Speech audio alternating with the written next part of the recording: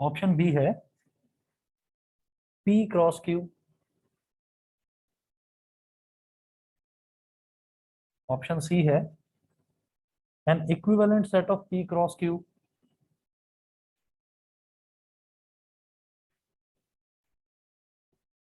N equivalent set of P cross Q, option D है a subset of p cross q। क्या होगा बताएंगे? Subset. ठीक है, हमेशा ऐसा होता है कि अगर कोई भी दो सेट दे रखे हैं तो उसका जो कार्टेशियन प्रोडक्ट निकलता है ना, कार्टेशियन प्रोडक्ट में से ही कोई भी रिलेशन निकल कर आता है। रिलेशन क्या होता है? कार्टेशियन प्रोडक्ट का ही सबसेट होता है। अच्छा, इक्विवेलेंट सेट अगर याद ना हो तो बता देता हूँ। अगर कोई दो सेट्स हैं और उन दो सेट्स में जो एलिमेंट्स हैं, एलिमेंट्स भले ही अलग अलग हों लेकिन नंबर ऑफ एलिमेंट्स वो अगर सेम है, अगर पहले वाले सेट में नंबर ऑफ एलिमेंट्स 5 है और दूसरे वाले में भी 5 है, भले ही एक में 1 2 3 4 5 एलिमेंट्स हो और एक में A B C D E हो, लेकिन नंबर ऑफ एलिमेंट्स अगर सेम है तो उनको इक्विवेलेंट सेट बोलते हैं। तो इक्विवेलेंट सेट का तो कोई मतलब ही नहीं यहाँ पर। पी क्रॉस क्यू तो फिर कार्टेशियन प्रोडक्ट ही हो जाएगा, तो फिर रिलेशन का क्या मतलब? ये तो कार्टेशियन प्रोडक्ट हो गया। Universal set of P cross Q नहीं, यूनिवर्सल सेट भी नहीं होगा। ये क्या होता है, इसकी डेफिनेशन ही ये है कि क्रॉस प्रोडक्ट, वो सॉरी क्रॉस प्रोडक्ट कह रहा हूँ, कार्टेशियन प्रोडक्ट जो है, कार्टेशियन प्रोडक्ट में से ही निकल कर आता है एक रिलेशन, वो उसका एक सबसेट होता है। ठीक है, तो ऑप्शन नंबर डी इसका करेक्ट ऑप्शन है। अगला देखते हैं 13। 13 है let A is equal to 1 2 3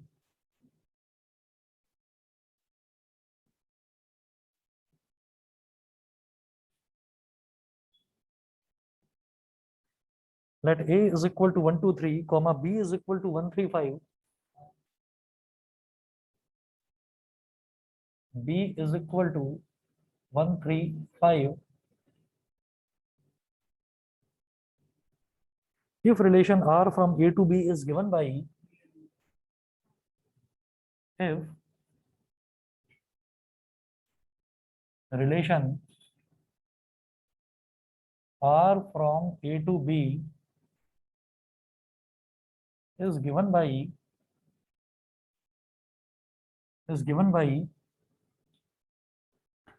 r is equal to 1 3 2 5 3 3, r is equal to 1 3 2 5 और 3 3, 1 3 2 5 और 3 3, then r inverse is r inverse is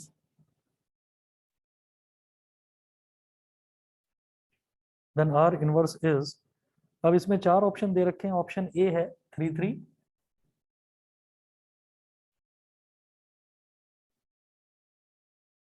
3,3, फिर 3 1 और 5 2, 3 1 और 5 2, ये तो ऑप्शन ए है।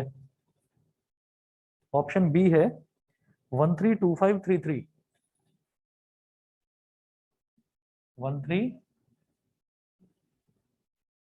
2 5 और 3 3, ऑप्शन सी है 1 3 और 5 2,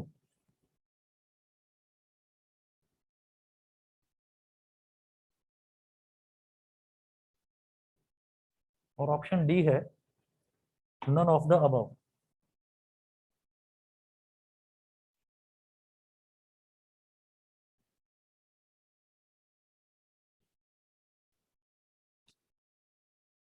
ठीक है, तो रिलेशन का जब इनवर्स की बात करते हैं तो इनवर्स में हम क्या करते हैं कि उसके डोमेन और रेंज को इंटरचेंज कर देते हैं, मतलब एक्स और वाई वाले एलिमेंट्स की पोजीशन चेंज कर देते हैं। तो 1 3 का कर दो 3 1, ये आर इनवर्स हो जाएगा।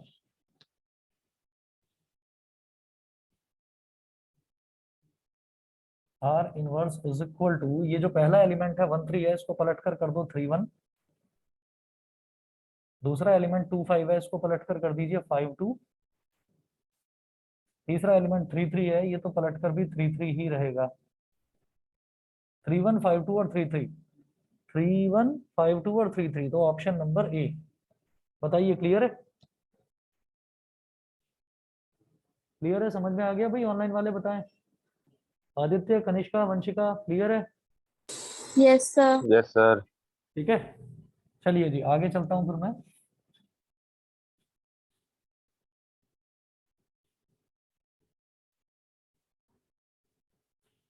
क्वेश्चन नंबर 13 के बाद में क्वेश्चन नंबर 14 देखेंगे। The relation R defined on the set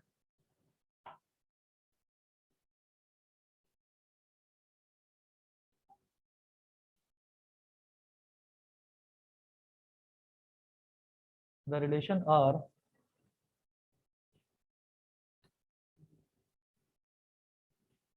defined on the relation R defined on the set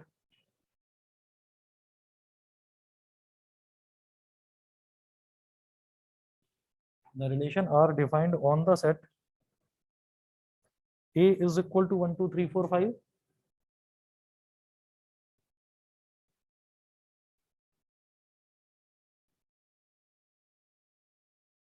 A is equal to 1 2 3 4 5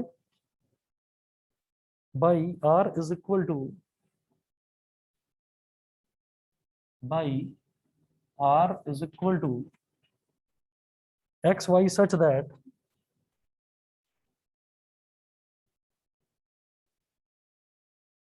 x y such that mod x square minus y square is less than 16.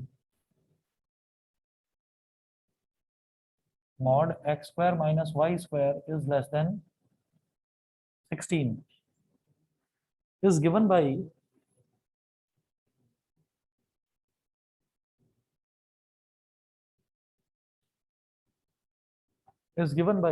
अब यहां पर options दे रखे हैं। Options देखिएगा। Option A है 1 1 2 1 3 1 4 1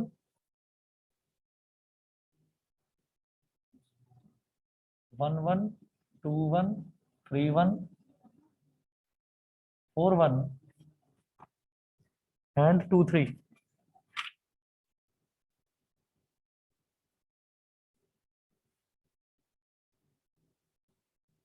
ये जो एमसीक्यूज हैं इसमें मेरे को एक फायदा हो जाता है कि इसमें मुझे जो है वैल्यू कैलकुलेट करने की जरूरत नहीं पड़ती, मैं सब में डाल डालकर वैल्यू फटाफट देख सकता हूँ। तो जैसे ऑप्शन ए है, ऑप्शन बी क्या दे रखा है 2 2 3 2 4 2 2 4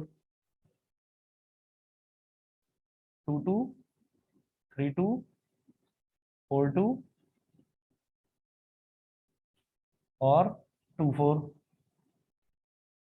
option C 3 3 3 4 5 4 3 3 3 4 3 3 3 4 5 4 4 3 3 1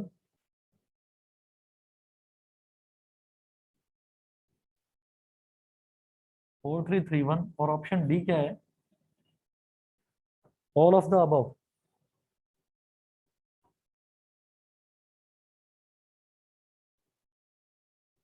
all of the above.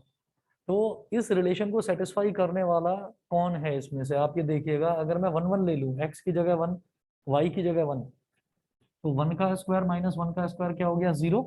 ठीक है, 0 का मॉड भी 0, 0 इज लेस देन 16। ठीक है, 2 कॉमा 1, तो 2 का स्क्वायर माइनस 1 का स्क्वायर, ये x हो गया ये y हो गया, तो 2 का स्क्वायर 4, 1 का स्क्वायर 1, तो 4 माइनस 1 3, 3 भी 16 से छोटा है। 3 square minus 1 square 9 minus 1, 9 minus 1 8, वो भी 16 से छोटा है। 4 का स्क्वायर माइनस 1 का स्क्वायर 16 माइनस 1 यानी कि 15, वो भी 16 से छोटा है। 2 का स्क्वायर माइनस 3 का स्क्वायर, 2 का स्क्वायर हो गया 4, 3 का स्क्वायर हो गया 9, 4 माइनस 9 हो गया -5, -5 का मॉड निकालेंगे तो +5 आएगा, +5 भी 16 से छोटा है। तो ऑप्शन ए तो सही है, ऑप्शन ए तो सही है, वो तो ये रिलेशन को ही डिफाइन कर रहा है। फिर दूसरा देखो 2 2, तो 2 का स्क्वायर माइनस 2 का स्क्वायर 0 लेस देन 16। 3 का स्क्वायर माइनस 2 का स्क्वायर 9 माइनस 4 मतलब 5 लेस देन 16। 4 का स्क्वायर माइनस 2 का स्क्वायर 16 माइनस 4 12 लेस देन 16। 2 का स्क्वायर माइनस 4 का स्क्वायर यानी कि 4 माइनस 16 -12, -12 का मॉड +12, तो 12 इज लेस देन 16, ये भी चलेगा। ऑप्शन बी भी सही लग रहा है, शायद ऑप्शन सी भी सही हो, देख लो फटाफट। 3 3 ये 0 हो जाएगा। 3 का स्क्वायर माइनस 4 का स्क्वायर, 9 माइनस 16 माइनस 7, मॉड लेंगे प्लस 7, 7 इज लेस देन 16। 5 का स्क्वायर 25, 25 माइनस 16 9, 9 का मॉड 9 ही रहेगा, लेस देन 16। 4 का स्क्वायर यानी कि 16, 16 माइनस 9 7, लेस देन 16। और ये भी 3 1 तो पहले ही देख चुके हैं, तो all of the above. Option D इसका सही आंसर है। बताइए जी, क्लियर? चलें आगे। ठीक है जी, अगला देखेंगे क्वेश्चन नंबर 15। 15 में है the relation R defined in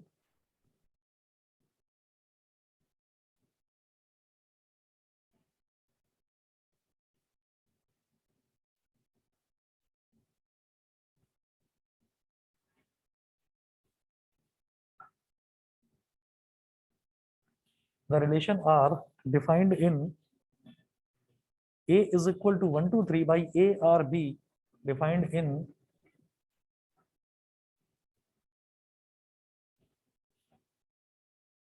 A is equal to 1 2 3 by A R B if mod A square minus B square is less than equal to 5. If mod A square minus B square is less than equal to 5. Which of the following is false?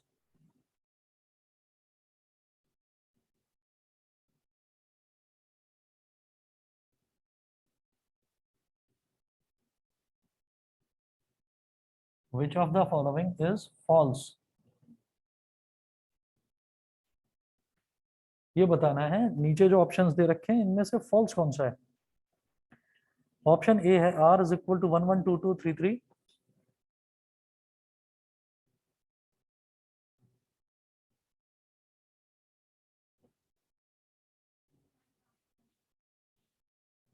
One one two two three three, 2 1 1 2 2 3 3 3 2, 2 1 1 2 2 3 3 2। ये हो गया। इसके बाद option number B देखिएगा। Option B क्या है? R inverse is equal to are.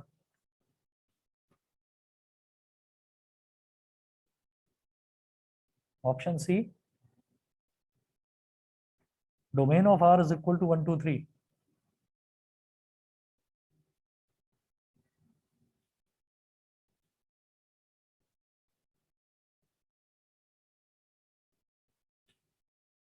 और option D है range of R is equal to 5।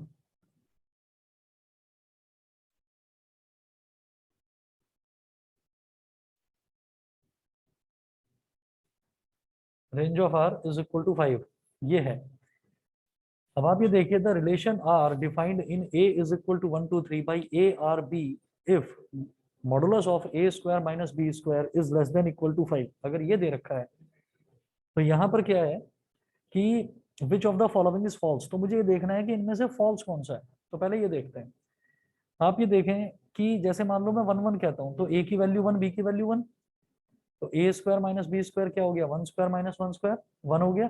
हाँ, और 1 का mod less than equal to 5 है। ठीक है, अगला देखते हैं 2 2। तो ये क्या हो जाएगा? 2 का स्क्वायर माइनस 2 का स्क्वायर क्या हो जाएगा? 0। 0 इज लेस देन 5, ये भी ठीक है। 3 3 भी इसी तरह से सही होगा। 2 1 तो 2 का स्क्वायर माइनस 1 का square 1, 1 is less than equal to 5, ये भी ट्रू है। 1 2 तो 1 का स्क्वायर माइनस 2 का स्क्वायर, तो 1 का स्क्वायर 1, 2 का स्क्वायर 4, तो 1 माइनस 4 हो गया -3। -3 का मॉड +3, +3 इज लेस देन 5। 2 3, 2 का स्क्वायर 4, 3 का स्क्वायर 9, 4 माइनस 9 इज -5, -5 का मॉड +5 होता है, +5 is less than equal to 5। Equal to तो है ना 5 से। ठीक, ऐसे ही 3 2 वो भी 5 आएगा, वो भी 5 के इक्वल है। तो इसका मतलब ये ऑप्शन नंबर ए जो है ये तो हमारा ट्रू है। अगला देखते हैं R inverse is equal to R. R inverse क्या होगा? अगर ये जो रिलेशन दे रखा है, अगर मान लो मैं इसी का इनवर्स निकालूं तो क्या होगा? 1 1 ठीक है, 2 2 ठीक है, 3 3 ये भी सही है, और 2 1, इधर 2 1 भी है और 1 2 भी है, तो अगर 2 1 को पलटूंगा तो 1 2 आ जाएगा, 1 2 को पलटूंगा तो 2 1 आ जाएगा, यानी कि ये दोनों टर्म भी है उसमें आर इनवर्स में। 2 3 को पलटूंगा तो 3 2 आ जाएगा, 3 2 को पलटूंगा तो 2 3 आ जाएगा, इसका मतलब आर इनवर्स आर के इक्वल है।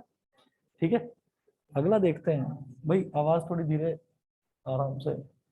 डोमेन ऑफ आर हम देखेंगे कि रिलेशन जो है इसका डोमेन क्या क्या है, तो डोमेन में शुरुआत वाले टर्म देख लो बस, 1 2 3, 2 1 2 3, तो यानी कि 1 2 और 3 आ रहा है।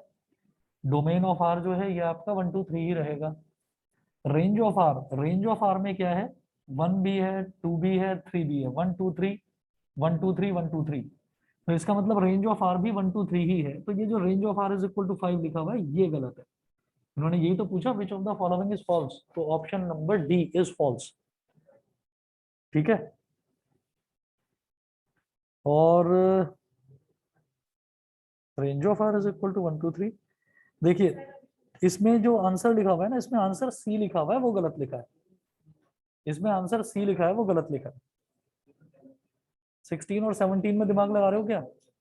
हाँ एपी, 16 और 17 में दिमाग लगा रहे हो? छोड़ दो छोड़ दो, दोनों छोड़ दो। लॉजिकली ठीक है लेकिन वो हमारे काम का नहीं है, वो हमारे काम का नहीं है, 16 और 17 छोड़ दो।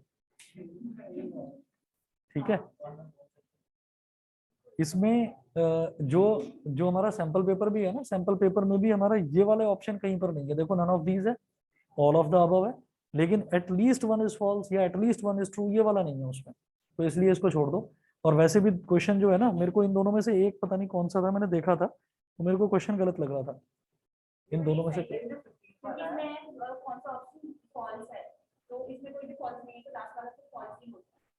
इन्होंने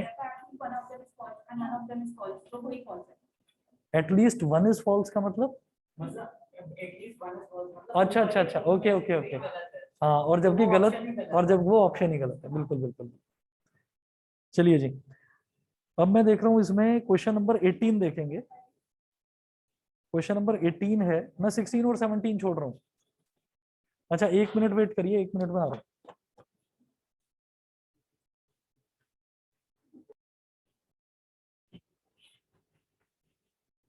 Let capital L denote the set of all straight lines. Denote the set of all straight lines in a plane. In a plane. Full stop. Let a relation capital R be defined by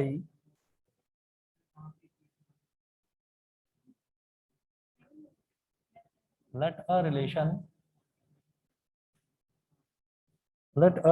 capital R be defined by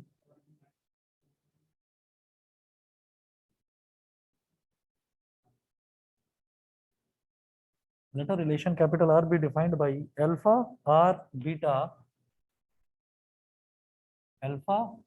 beta it implies that alpha beta से किस तरह से relate करेगा, double implies that का symbol बना रखा है ये, अल्फा बीटा से किस तरह से रिलेट करेगा कि alpha is perpendicular on beta, alpha is perpendicular on beta comma alpha comma beta belongs to capital L. Capital L क्या है, set of all straight lines, then capital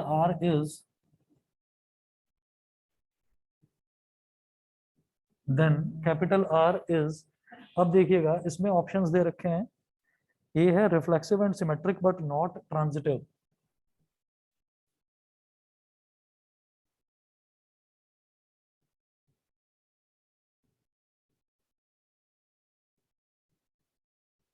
reflexive and symmetric but not transitive.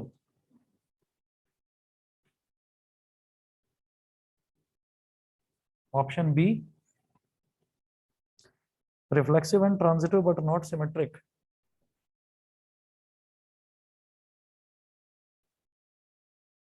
Reflexive and transitive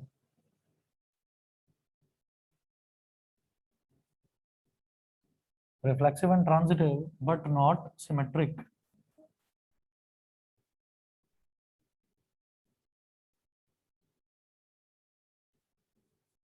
option C. हाँ, ये 18 सही कह रहे हो। कोई नहीं, कोई नहीं,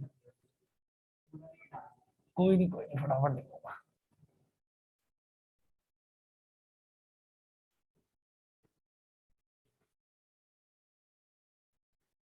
ऑप्शंस इसके नोट करें। ऑप्शंस हैं इसके, मैंने गलत लिख दिया था। रिफ्लेक्सिव ओनली, बी है symmetric only,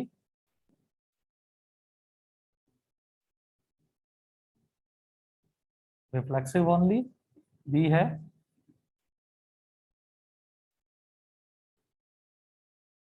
symmetric only, C है ट्रांजिटिव ओनली और डी है none of these.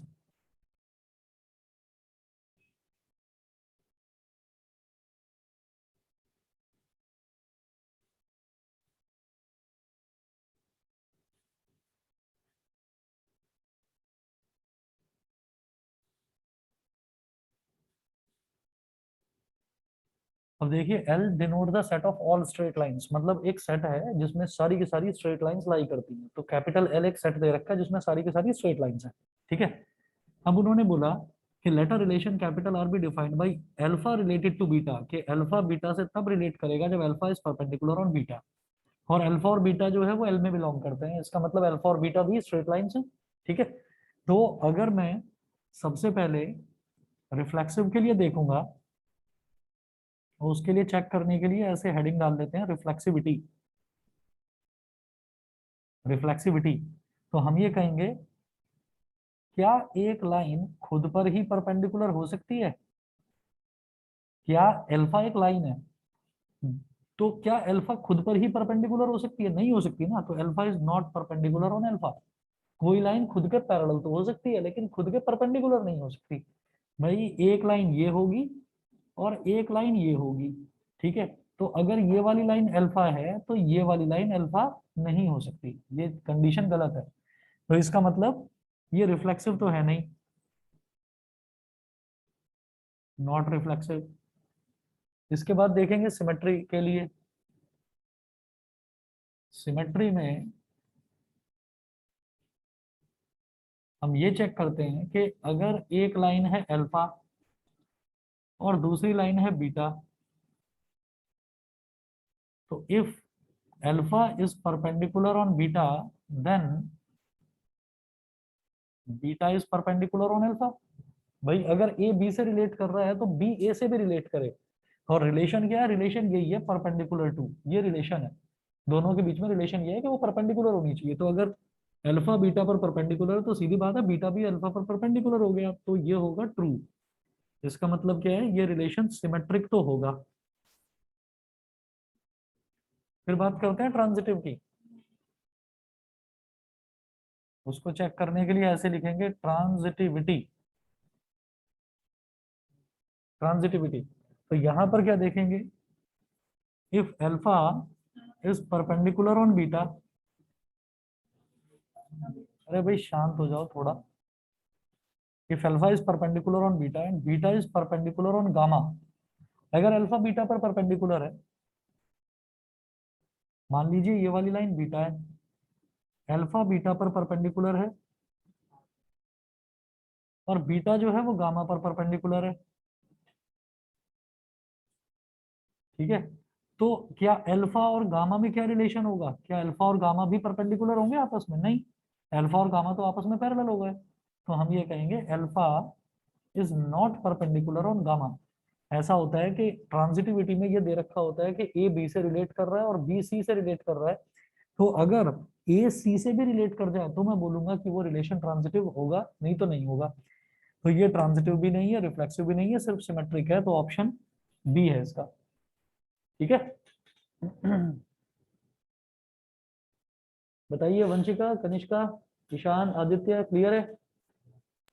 Yes, sir. ठीक है। चलिए जी, आगे चलता हूं फिर मैं। क्वेश्चन नंबर 19 देखिए।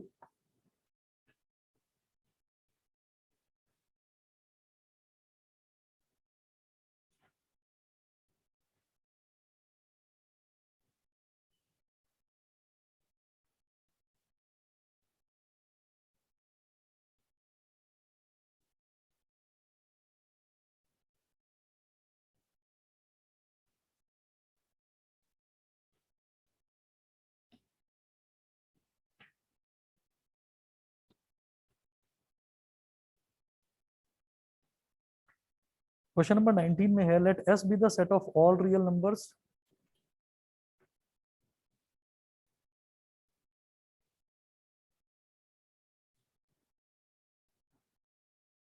let S be the set of all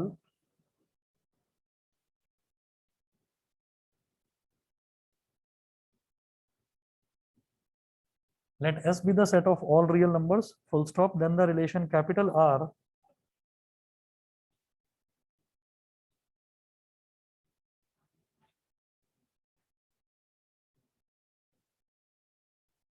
then the relation capital R is equal to then the relation capital R is equal to A comma B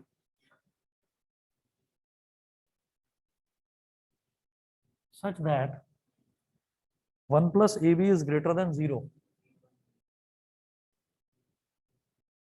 1 plus AB is greater than 0 on S is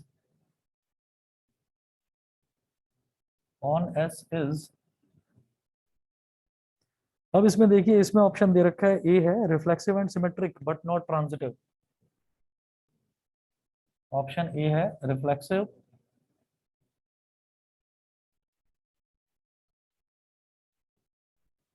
and symmetric but not transitive. Option B A है reflexive and symmetric but not transitive. Option B reflexive and transitive but not symmetric.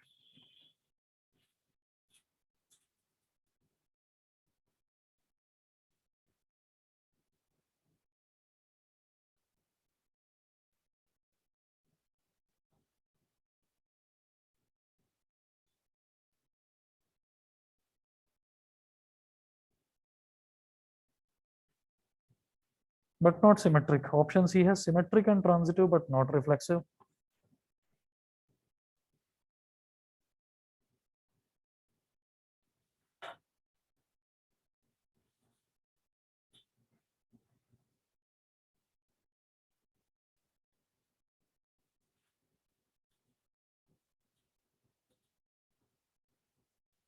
Symmetric and transitive but not reflexive.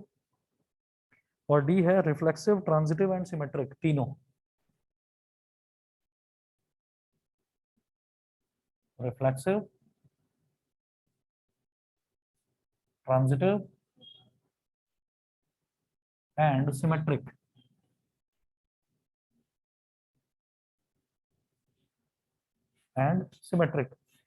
ये है।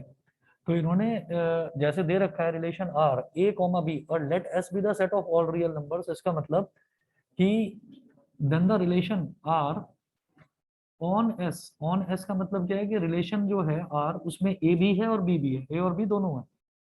तो अब हम क्या करते हैं इसमें कि जैसे ए और बी है तो ए भी एक रियल नंबर है और बी भी एक रियल नंबर है, क्योंकि ए और बी दोनों एस में बिलोंग करते हैं and S is the set of all real numbers. ठीक है, तो सबसे पहला मैं चेक करूंगा रिफ्लेक्सिविटी।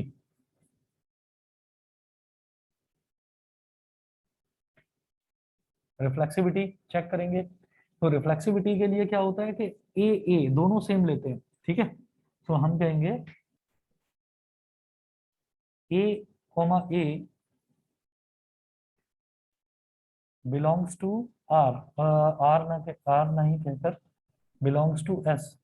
ए कॉमा ए दोनों ही एस को बिलोंग करते हैं। एस क्या है? Set of all real numbers. तो A comma A sorry A related to A related to A implies that कि अगर ए का ए के ही साथ रिलेशन देखा जाए तो क्या करेंगे, जब ए और बी था तो क्या था 1 प्लस ए इंटू बी। जब ए कॉमा ए है तो इसका मतलब क्या हो जाएगा 1 plus A into A is greater than 0। होगा या नहीं होगा? 1 plus A square is greater than 0 होगा या नहीं होगा? देखो ए क्या है, ए कोई भी रियल नंबर है। रियल नंबर का जब स्क्वायर करेंगे तो वो पॉजिटिव टर्म ही आएगी, और पॉजिटिव टर्म में 1 और ऐड कर दिया तो थोड़ा सा और बड़ा हो गया, वो तो 0 से तो बड़ा ही होगा ना, पॉजिटिव ही होगा। तो इसका मतलब 2 है। इसका मतलब ये ट्रू है। ट्रू का मतलब ये क्या है, रिफ्लेक्सिव है। रिफ्लेक्सिव तो हो गया। उसके बाद अगला चेक करेंगे सिमेट्री के लिए कि सिमेट्रिक है या नहीं है।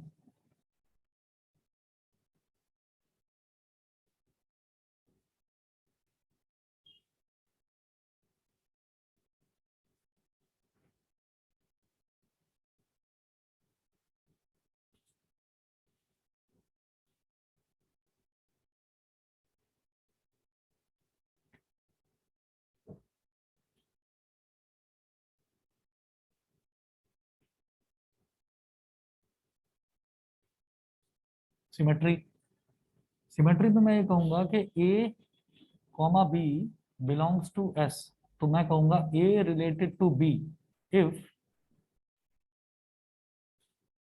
ए रिलेटेड टू बी। अगर ए बी को रिलेट करता है तो क्या बी भी ए को रिलेट करता है? तो ए रिलेटेड टू बी का मतलब क्या है कि 1 + a × b is greater than 0। ये तो गिवन होता है इसमें, तो ये चीज तो गिवन है कि अगर ए बी से रिलेट कर रहा है तो मुझे चेक ये करना होता है कि क्या बी ए से रिलेट कर रहा है या नहीं कर रहा है। देन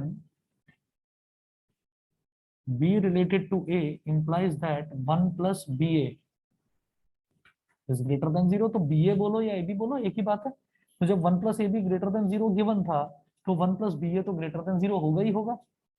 तो ये हमारे लिए हो गया true. So it is symmetric, ये रिलेशन सिमेट्रिक भी है। ठीक है, तो एक चीज तो ये हो सकती है कि ऑप्शन ए हो इसका answer, reflexive and symmetric but not transitive. और एक ये है कि रिफ्लेक्सिव, सिमेट्रिक और ट्रांजिटिव तीनों हो। तो ट्रांजिटिव भी चेक करते हैं। ट्रांजिटिविटी,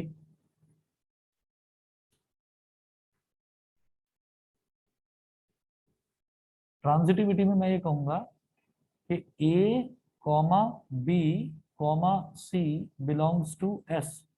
अब मैंने 3 नंबर ले लिए कि ए बी और सी ये तीनों के तीनों एस में बिलोंग करते हैं। एस क्या है, set of all real numbers. ठीक, अच्छा, ट्रांजिटिविटी में 2 चीज दे रखी होती है, तीसरी चेक करनी होती है। तो यहाँ दे रखा है if A related to b, इसका मतलब क्या है कि 1 + ab is greater than 0 and b related to c, तो इसका मतलब क्या है 1 + bc इज ग्रेटर देन 0। ठीक है, दोनों ही ग्रेटर देन 0 हैं। और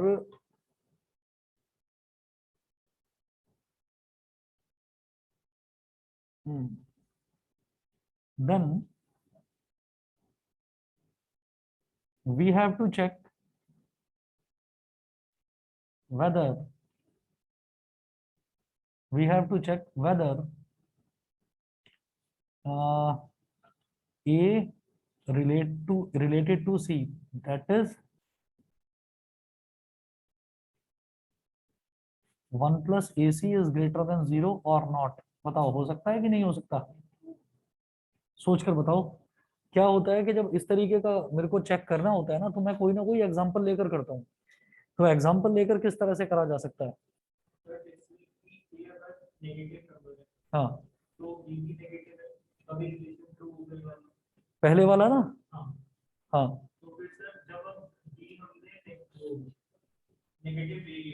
हम्म, तभी ट्रू होने के लिए बिल्कुल। हाँ, और कोई एग्जांपल? रियल नंबर है। हाँ,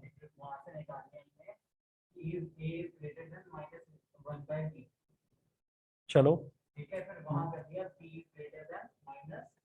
1/c। फिर इसमें चेक करके देखूं, फिर इसमें चेक करके देखूं, करिए। ट्रू आ रहा है, ठीक है। मतलब वो इसमें आ रहा है, आंसर क्या दे रखा है? ग्रेटर देन सी, मतलब ये सॉल्व करके। हाँ, तो अगर ए सी से बड़ा तो -1/c से भी बड़ा ही होगा, हाँ, तो वो ट्रू हो गया। लेकिन क्वेश्चन जो सॉल्यूशन है उसमें तो ऐसा कुछ नहीं दे रखा। हाँ, सॉल्यूशन में तो मना कर रहे हैं कि ट्रांजिटिव नहीं होगा। हाँ, और कोई देखो, रियल नंबर है तो रियल नंबर में फ्रैक्शन भी आ सकते हैं ना। फ्रैक्शन वाला देखो, कुछ कुछ ऐसा चेक करो कि ये तो 0 से बड़ा आ जाए, लेकिन वो आए या ना आए उसका कोई गारंटी ना हो। करा जा सकता है कुछ ऐसा? अगर मान लीजिए ए को मैं ले लेता हूं, मान लो हमने ए को ले लिया 1,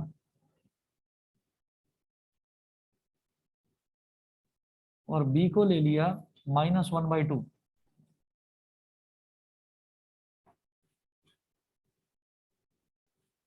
या ए को -1 और बी को +1/2। आप समझ गए? तो 1 प्लस ए बी क्या हो जाएगा, 1 plus -1 into 1/2 is greater than 0। ये ट्रू है या नहीं है? 1/2 इज ग्रेटर देन 0। दूसरा मैं क्या करूंगा कि अब b तो 1/2 मैंने ले ही लिया था, तो b को तो 1/2 ही लेना पड़ेगा। ठीक है, और c को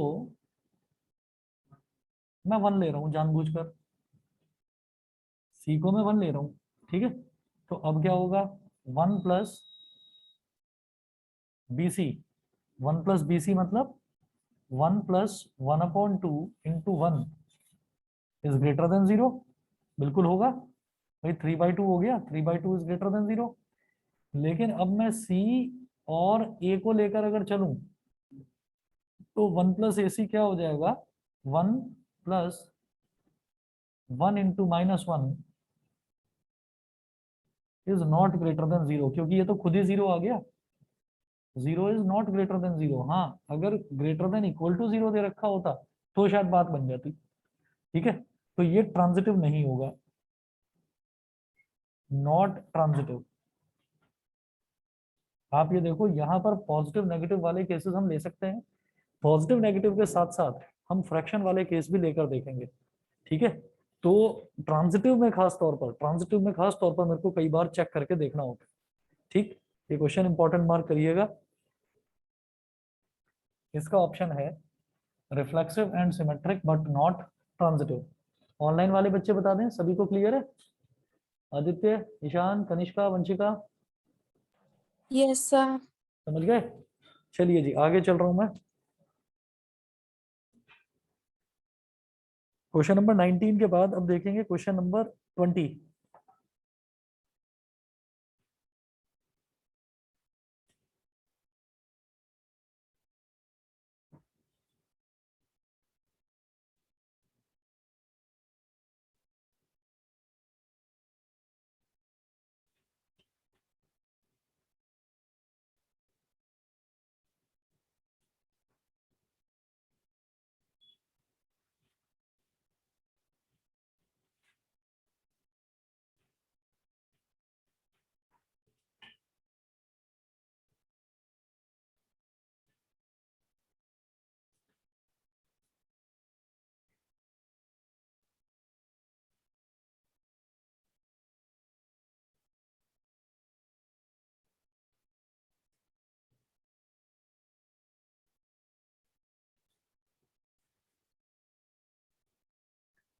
क्वेश्चन नंबर 20 है, let R be a relation on the set N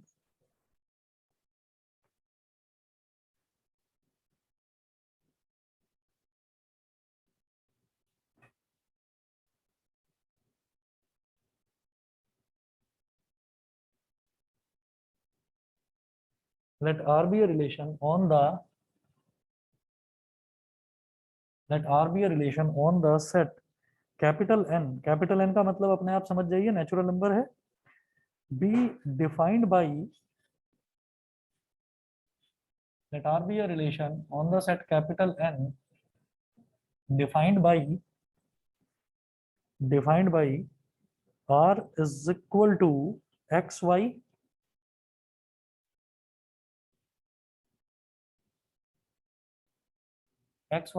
such that x comma y belong to N, x comma y belong to N, x comma y belong to capital N, comma 2x plus y is equal to 41।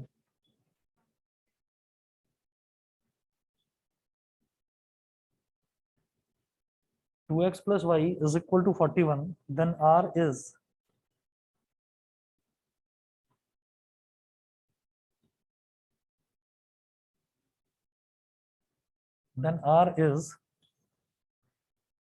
सबसे पहले है option वही 4 दे रखे हैं, reflexive, symmetric, transitive.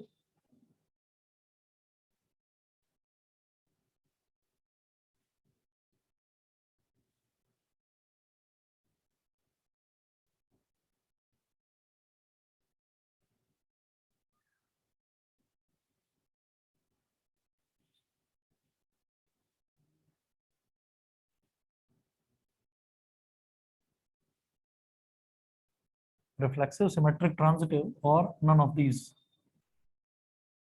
ये 4 options हैं। ये set of all natural numbers की मैं बात करता हूँ। तो इसका मतलब क्या है कि जैसे मान लीजिए रिफ्लेक्सिविटी के लिए चेक करते हैं,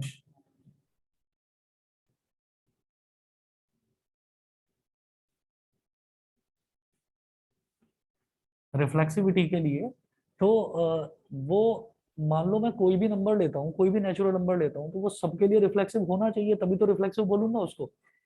तो अगर मान लो मैं अब रिफ्लेक्सिव में क्या लेते हैं, सेम नंबर लेते हैं, मतलब x भी, अगर x की वैल्यू 1 लूंगा तो y की वैल्यू भी 1 लेनी पड़ेगी। तो हम ये कहेंगे कि 1,1 बिलोंग्स टू नेचुरल नंबर, दोनों नेचुरल नंबर को बिलोंग करते हैं।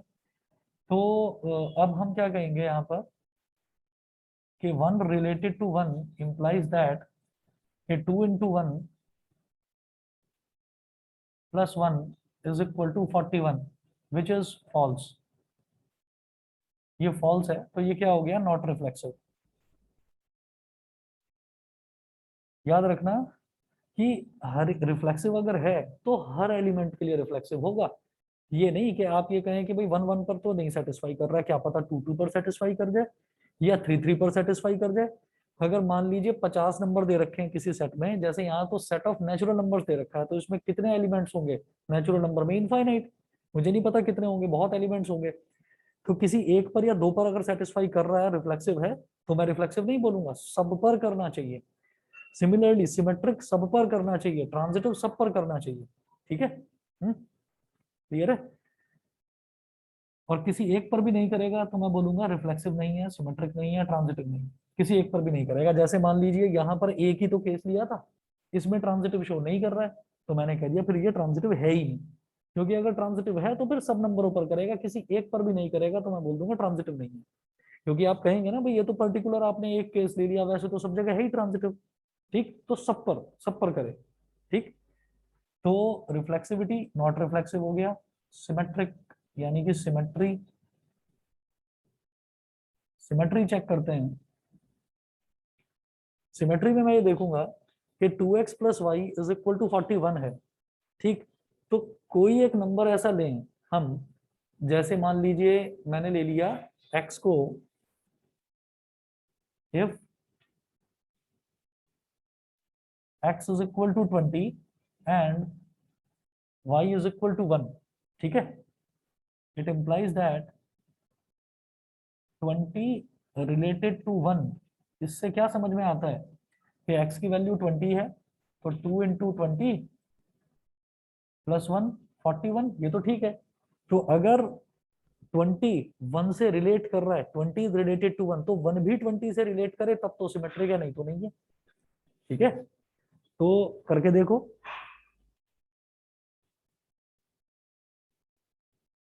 मैंने जानबूझकर ऐसा नंबर लिया ताकि वो 41 के इक्वल आ जाए।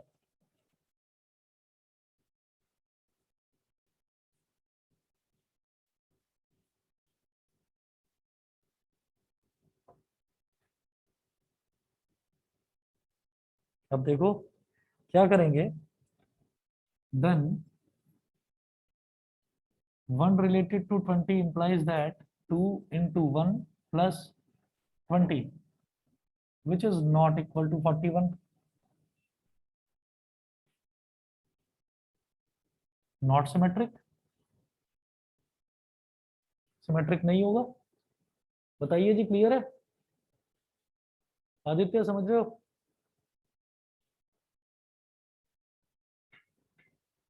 उसके बाद देखिए ट्रांजिटिविटी। तो ट्रांजिटिविटी में कोई दो रिलेशन देख लो ऐसे। मैं ये कहता हूं इफ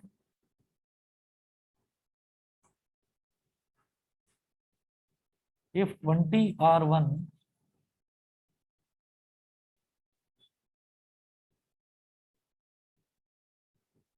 20R1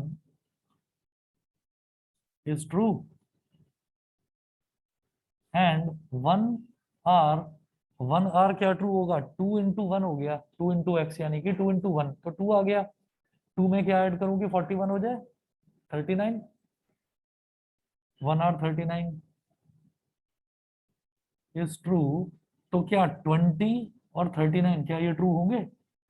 तो 20R39 इसका मतलब क्या हो गया कि 2 into 20 plus 39 it is not equal to 41, कुछ भी नहीं है। तो ऑप्शन डी सही है, none of this. Reflexive symmetric transitive कुछ भी नहीं है। ठीक है, इतना कर लीजिए। बाकी इसके रिफ्लेक्सिव सिमेट्रिक ट्रांजिटिव वाले क्वेश्चंस मैं भेजूंगा, सोचने वाले क्वेश्चन होते हैं इसके, तो सॉल्व करना उतना नहीं पड़ेगा, हाँ सोचना पड़ेगा।